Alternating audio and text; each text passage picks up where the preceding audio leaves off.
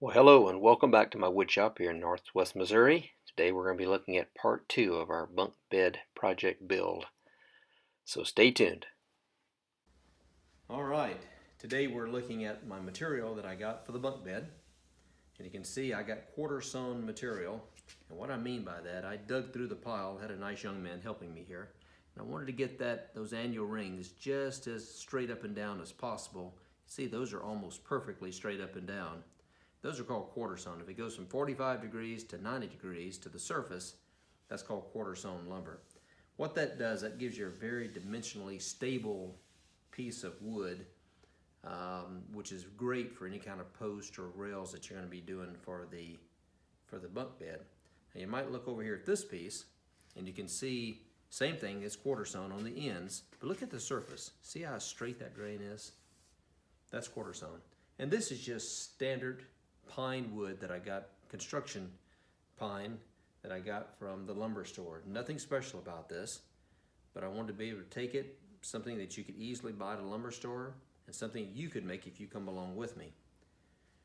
Now what I ended up doing was getting, for this project here, or 7 of these 2x4 by 10 foot long 2x4s. I ended up getting 9 2x6 by 8 foot 2x6s. Again, I dug through, took a little time, and got some good quarter sawn lumber.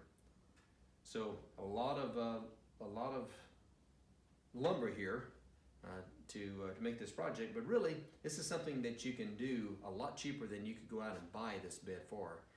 And it'd be something that you can pass down to your children and grandchildren for many generations. Again, just out of standard construction pine. The only thing I'm going to do is when I put my wedges in, I'm going to use those, I'm going to probably make those out of a hardwood. I've got some hardwood around here. Maybe some oak or maybe some hedge. I have some hedge I think will look nice.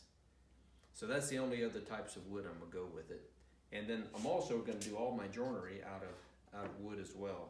So I'm going to be using dowel rods here to actually go into my wood here and lock in my tenon joints and then my side dados for my railings. So you'll see as we go through it.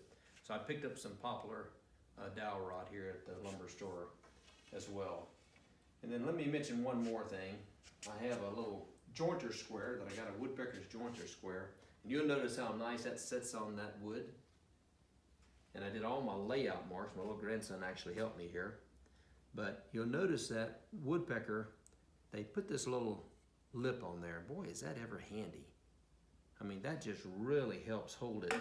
Otherwise, it would be wanting to flop on you, but that just really holds it in place. So that's a good product. If I come across a good product, I'll try to mention it as I go through. Also, I mentioned to you the fact that I used a CAD drawing. Now, you don't have to do that at all. You could do this whole project with some sketches. Start out with some rough sketches, refine those sketches, preferably do them to some kind of scale factor, like the little 1/4 inch squares that you can get in your graph paper, just so you can get your right proportions down. And I've done that for many years myself. CAD just helps me to get it out into some detailed drawings that I wanted for my project here. So thank you so much for coming along, and we're going to get to making some chips. So come along with me. All right, so here we are. We're about ready to make some chips. And this is my nice quarter sawn 2x4. And you'll notice here I've laid this out so that I need 33 inches. So I'm cutting this 35 inches. That gives me an inch on each side. So I want 35. The next piece is 70. And the next piece is 105. So that'll give me 3 pieces out of a 2x10.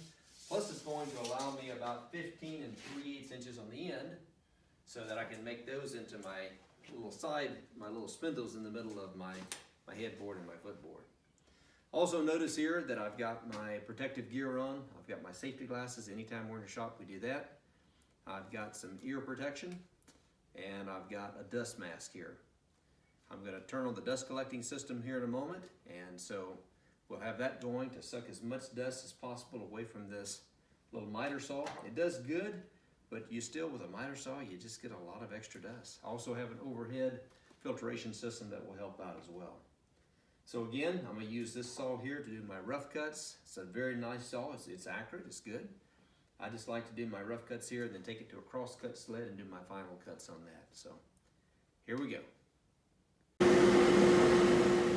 You'll notice I've got my board really tight up against that fence. And notice how I come down into the cut. I go out from the saw and I bring it into it very carefully. I make sure my cut is completely done before I do it. And notice I've got a pretty smooth cut. I like the table saw crosscut sled to finish them up, just to give me a little bit more accuracy. But you can do mighty fine work with this little miter saw. It's a very nice saw. I've got a good 60-tooth blade on that saw. It's good and sharp. In fact, I just had it sharpened recently, so it does really good work. No splintering at all. So just a nice cut. One thing I do to help to keep from splintering it is I put me a little auxiliary fence on there and do a 0 cut radius. I just bring the saw through it, so I have hardly any chip out at all on it. There we go. That's the last cut of that 10-foot long 2x4. Looks like it turned out really good. I'm pleased with it. It's a good rough cut. So we'll see in a few minutes as we go over to the table saw. Alright, you'll notice here I've got my table saw all set up and ready to go. I've got my stock all prepared, cut to rough length, about 35 inches there for the post, as I call them, the rails, or the stiles. And now I'm getting them ripped. I'm going to rip those about 3 1/4, maybe just a hair bigger than that, so I do a little planing on it. But it's turning out real good. Notice I've got my safety guard on there. SawStop has a great system, dust collecting system. They say that in the material that it'll filter out about 98-99% of the dust, and I believe it's true. It works. It worked real good for me. I've had good success with it. So we're bringing each one of them through very carefully. Notice I've got my hand well away from that blade. I'm using a push stick for safety. That's definitely, you want to do that. The last thing you want to do is have an accident.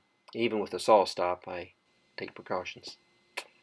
Alright, the next thing we're going to do now is cut the mortise and tendons in these joints, and we'll be good to go.